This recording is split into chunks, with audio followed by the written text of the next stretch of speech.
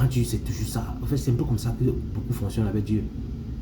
Quand tu te mets pour prier, c'est moi qui dis Seigneur, protège-moi, Seigneur, voilà mon mariage, Seigneur, voilà, Seigneur, Seigneur. Et que tu t'es dit un peu, attends, Dieu là, Dieu a les émotions aussi. Hein. Tu vois, il a les mêmes sentiments que Dieu, ça veut dire qu'il a les émotions aussi. Mais il est amour, agapé, il est aussi philéo et héros. Dieu veut qu'il aime avec tout ça. Donc, tu es situé à quel niveau? Au niveau de sa main ou au niveau de son cœur? Ne dis pas, non, j'aime Dieu. Et c'est écrit dans la parole de Dieu, dans le livre des Jean, c'est plusieurs versets. Jésus t'explique juste une preuve d'amour. Il te dit juste une preuve d'amour pour lui. Hein. Si tu m'aimes, si tu as ton livre, tu as ta Bible, tu peux regarder dans Jean 14, 23. C'est juste un verset qui prend. Il y a même 10 versets dans Jean qui parlent comme ça. Quand il parle à ma Pierre, il dit ici, Jésus dit, si quelqu'un m'aime, il gardera ma parole. Ça veut dire quoi garder ma parole? C'est pratiquer. C'est pourquoi il dit aussi, celui qui met en pratique ma parole ne verra jamais la mort. Celui qui met ma parole en pratique ne verra jamais la mort. Il dit que celui qui m'aime, celui qui garde ma parole. Garder la parole là, c'est comment? Est-ce que c'est seulement être chrétien par la foi? Ou c'est vivre? La volonté de Dieu, c'est pas que tu sois seulement chrétien. C'est bien, tu dois être un enfant d'abord. C'est qui doit reçu la capacité de devenir des enfants de Dieu. Mais le problème, c'est que l'enfant n'hérite pas. Mais comme tu ne comprends pas, est-ce que tu sais que ton âme t'amène à faire... J'ai dit l'autre jour que ton âme t'aime, hein? Ton âme t'aime. Et ton âme veut t'aider. C'est juste que ton âme ne comprend pas ce que tu veux. Ton âme ne comprend pas ce que tu veux. En fait, tu as amené ton âme à s'habituer à je veux. Quand tu étais dans le monde, je veux posséder, il me faut ceci. Ton âme s'est habituée à ça. Ton âme sait que c'est ce que tu veux. Maintenant, tu viens à l'église, tu n'amènes pas ton âme à s'habituer à autre chose. Tu commences à amener ton âme. Tu vas amener ton âme à lire la Bible. Tu vas amener ton âme à... Tu vas amener ton âme à guérir de Dieu. Ça manque. Pourquoi? Parce que l'âme est venue du monde avec je veux.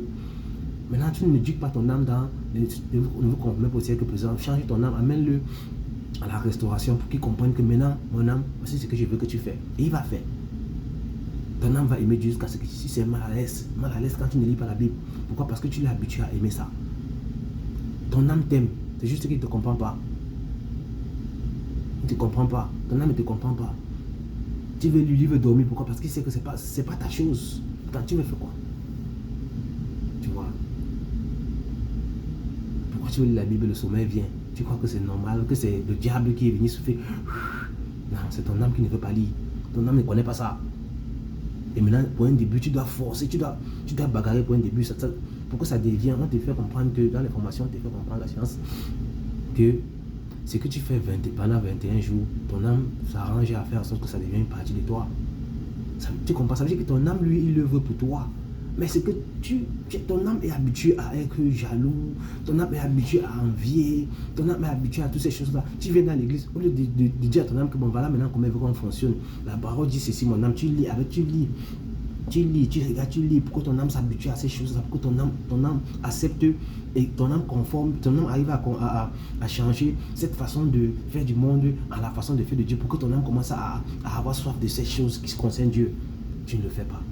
Maintenant tu viens avec le rythme du monde dans l'église. Seigneur, mon mariage. Oh, telle personne est mariée, ça c'est le monde. Hein. Telle personne est mariée, pourquoi moi je ne suis pas encore marié? Encore même en plus, une soeur que j'ai évangélisée, elle vient d'arriver à l'église, elle est déjà fiancée. Ah, caca, machin, tout.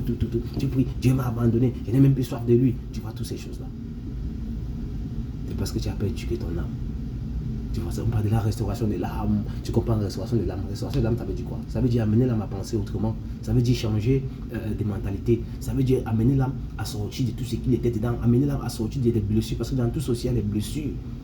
Tu as été blessé, tu as été déçu. Peut-être que les hommes t'ont fait ces choses-là. Maintenant, tu arrives à l'église. Et quand on te fait, quand tu vois ces blessures-là, tout ça, ça te donne une façon d'être et de voir les gens. Tu commences à éviter les gens. Pourtant, Dieu te dit de ne pas soupçonner le mal. Mais le monde t'a amené à soupçonner, à avoir peur des gens. Mais tu viens à l'église avec le même.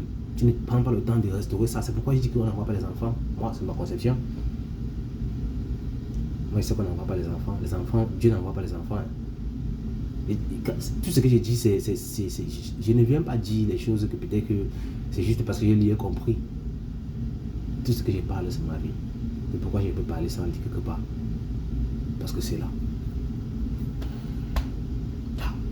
C'est là-dedans. Qui avait aidé ma vie à Dieu, le zèle, tu vois un peu, le zèle, tu vois le zèle du début là. On était partout, on partait d'évangéliser aussi là.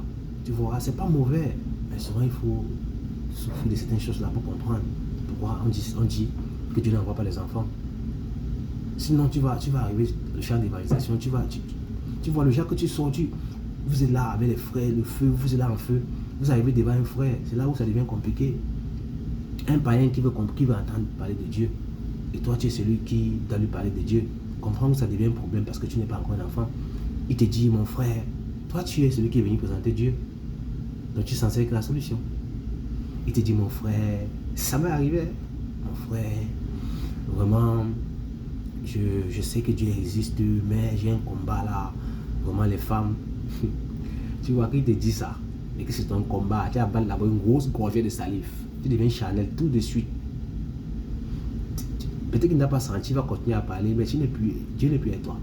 Tu sais pourquoi? Parce que la parole est venue, ce qu'il a dit est venu trouver que tu souffres de ce qu'il dit. Comment tu vas l'aider? Tu vois, pour ne pas perdre la face, tu vas dire, la Bible dit, tu n'as pas de témoignage.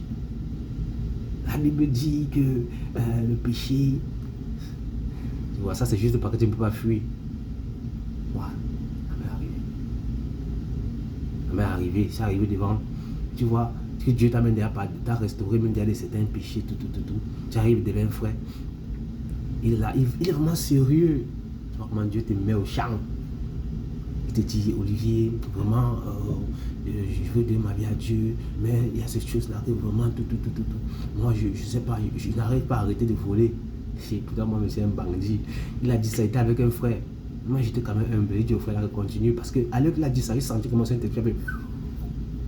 Je suis devenu tendon, la chair. Waouh! Tu vois, pendant que tes frères, le frère est en train d'exhorter, tout, tu n'es plus là, hein? Tu n'es plus là. Le jugement, ça commence là-bas, ta tête commence à faire dedans. Tu vois, pendant même qu'on est à l'église, tu vois, Dieu m'avait déjà accordé la grâce, comme il dit, en une journée, de me délivrer de tout, ces choses. Mais il y avait cette partie du vol là qui continuait. Hein. J'étais à l'église derrière, il volait. Et pendant qu'on priait à l'église, le diable, tu vois, pendant qu'on est en train de prier, tu as que de prier. Là, c'est moi, hein. Au départ de ma vie, pour te faire comprendre qu'il faut grandir, sinon tu souffres. Pendant que tu es en train de prier, tu dis, Seigneur, tu entends voleur. C'est comme ça. Hey. C'est comme ça qu'on a versé l'eau glacée sur toi. Tu fais, c'est vrai, tu es un voleur.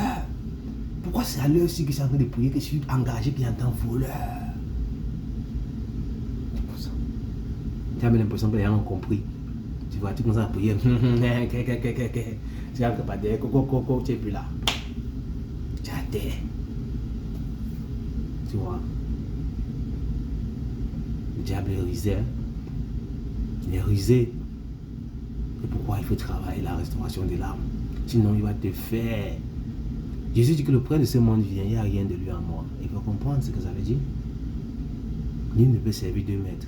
Sinon, il aimera l'un et haïra l'autre. Tu vois, souvent tu fais un peu exprès. Mais si tu ne comprends pas tout ça, tu vas t'adapter charnellement pour rester dans la maison de Dieu. Tu vas arriver à taire ces voix-là.